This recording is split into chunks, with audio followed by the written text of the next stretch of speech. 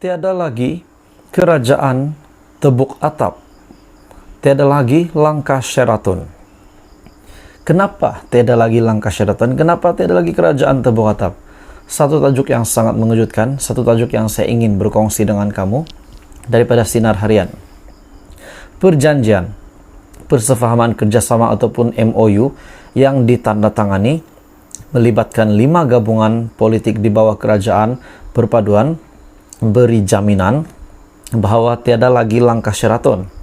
Ini sangat terbaik dengan apa yang telah diusulkan oleh Perdana Menteri, di mana sekiranya terdapat menteri ataupun timbalan menteri yang tidak menyokong usul, tidak menyokong perlembagaan undang-undang dan sebagainya di dalam beliau mentadbir kerajaan sebagai Perdana Menteri, bagi mereka yang tidak menyokong, mereka akan mengosongkan kerusi mereka, dan ini sangat baik untuk mengekalkan kestabilan politik di Malaysia supaya tidak lagi ada yang mengosongkan kerusi, tidak lagi banyak hal yang berlaku. Tapi sebelum saya teruskan berita hari ini, tolong tekan butang subscribe supaya kamu tidak terlepas perkembangan terkini daripada channel ini. Seorang menteri di dalam kabinet kerajaan perpaduan ataupun di kerajaan perpaduan, pengarah komunikasi PH Pakatan Harapan, Fahmi Fadzil, turut menambah insiden kerajaan tebuk atap yang pernah berlaku sebelum ini juga tidak akan berulang.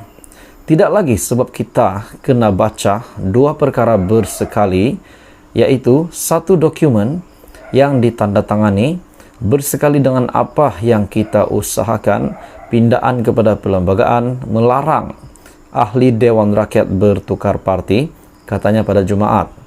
Beliau juga berkata demikian selepas majlis menandatangani permuafakatan antara gabungan di bawah kerajaan perpaduan di antara pemimpin-pemimpin Barisan Nasional, GPS, GRS, Warisan dan juga beberapa parti yang lain. Beliau yang juga Menteri Komunikasi dan Digital menyifatkan bahawa ia adalah satu detik bersejarah dan menjadi satu titik nokta kepada proses pembentukan kerajaan yang tergantung sebelum ini.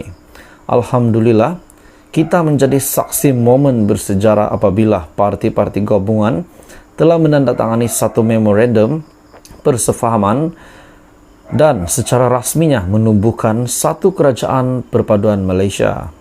Pemeteraian perjanjian ini secara tidak langsung memberi jaminan bahawa insiden kerajaan tebuk atap tidak akan berulang lagi kerana kita kena baca 2 perkara bersekali, iaitu satu dokumen yang ditandatangani bersekali dengan apa yang kita usahakan, iaitu pindaan kepada perlembagaan yang melarang ahli Dewan Rakyat untuk bertukar parti. Menurut Fahmi, pemeteraian tersebut merupakan satu signal yang baik dan beliau menjangkakan sidang khas Parlimen pada Isnin berjalan dengan lancar dan sudah pasti dengan apa yang telah ditetapkan oleh Perdana Menteri. 19 Desember ini sudah pasti kemenangan milik Datuk Seri Anwar Ibrahim. Keabsahannya akan teruji, tetapi beliau akan tetap teguh berdiri sebagai Perdana Menteri. Sebab apa yang dimahukan Malaysia adalah satu, yaitu kestabilan politik.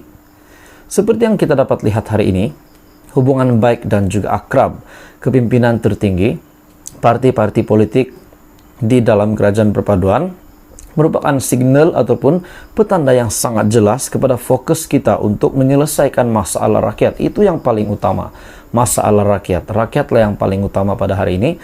Dengan itu, apa yang dilakukan oleh Datuk Seri Anwar Ibrahim, di mana sekiranya ada yang tiba-tiba tak sokong apa-apa, termasuklah usul undi percaya, mereka boleh mengosongkan kerusi mereka, dan ini sangat baik supaya bagi mereka yang mempunyai niat begitu, mereka akan meragu-ragu untuk melakukan sedemikian, bertindak sedemikian, sebab mereka perlu mengosongkan kursi mereka sekiranya mereka menarik sokongan daripada Datuk Seri Anwar Ibrahim. Dan ini sangat jelas bahawa kerajaan perpaduan inilah yang dimahukan rakyat, yaitu kestabilan politik. Salam sejahtera Malaysia, tuan-tuan dan puan-puan semua. Terima kasih sudah setia bersama di dalam channel ini untuk isu-isu hangat, untuk perkembangan terkini politik dan isu semasa yang berlaku di negara kita Malaysia. Tuan-tuan dan puan-puan semua, satu perkara yang saya nak kongsi dengan kamu. Ini memang sangat mengejutkan dan sangat menyedihkan rakyat Malaysia.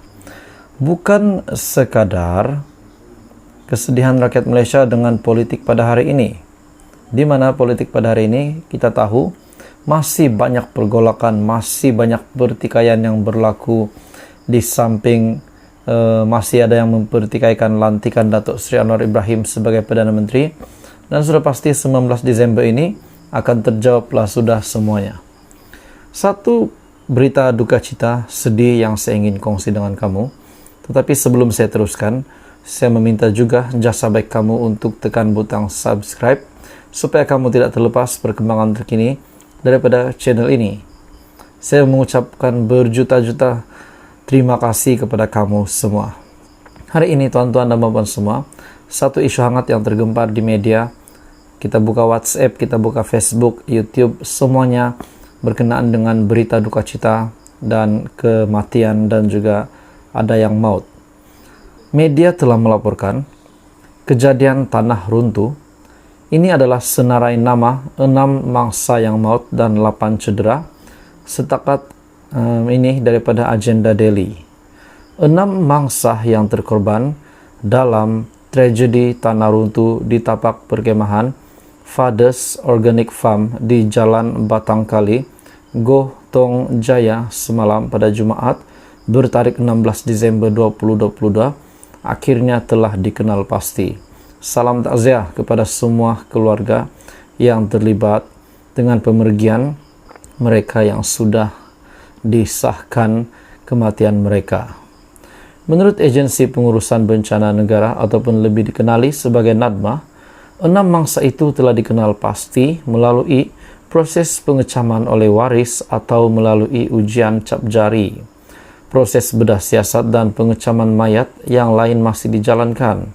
Sebarang maklumat terkini mengenai perkembangan mangsa-mangsa bencana akan dimaklumkan dari masa ke semasa setelah mendapat pengesahan rasmi daripada agensi yang bertanggung jawab, kata NADMA dalam satu kenyataan. Berita ini disiarkan daripada agenda Daily pada hari ini 7 jam yang lalu. Jadi sekiranya Anda mempunyai update terkini, Anda boleh komen di bawah. Menurut agensi itu, 6 mangsa terkorban telah dikenal pasti. Nama-nama mereka saya tidak akan sebut, takut menyentuh sensitivity, tetapi beberapa mangsa juga yang lain yang sedang menerima rawatan di hospital. Ada beberapa mangsa di sini, yaitu 1, 2, 3, 4, 5, 6. Terdapat 8 mangsa. Jadi 6 mangsa ataupun 6 sudah disahkan maut. Jadi salam takziah kepada keluarga kepada ke-6 mangsa ini. Sementara itu, juru cakap Bomba yang berkata, sehingga jam 1.10 petang pada 17 Disember, jumlah mangsa yang terlibat dalam tragedi itu adalah seramai 94 orang. Seramai 61 orang selamat, 23 meninggal dunia, dan 10 lagi masih hilang setakat ini. Jadi tuan-tuan dan puan semua, kita sangat dikejutkan. Malaysia sangat sedih dengan pemergian ini, dan sudah pasti Datuk Seri Anwar Ibrahim juga telah menitipkan kesedihannya, kedukacitaannya melalui Facebook rasmi Perdana Menteri. Jadi tuan-tuan dan puan semua, kita berdoa supaya keluarga mereka semua dihiburkan dan semua pengurusan semoganya dipermudahkan.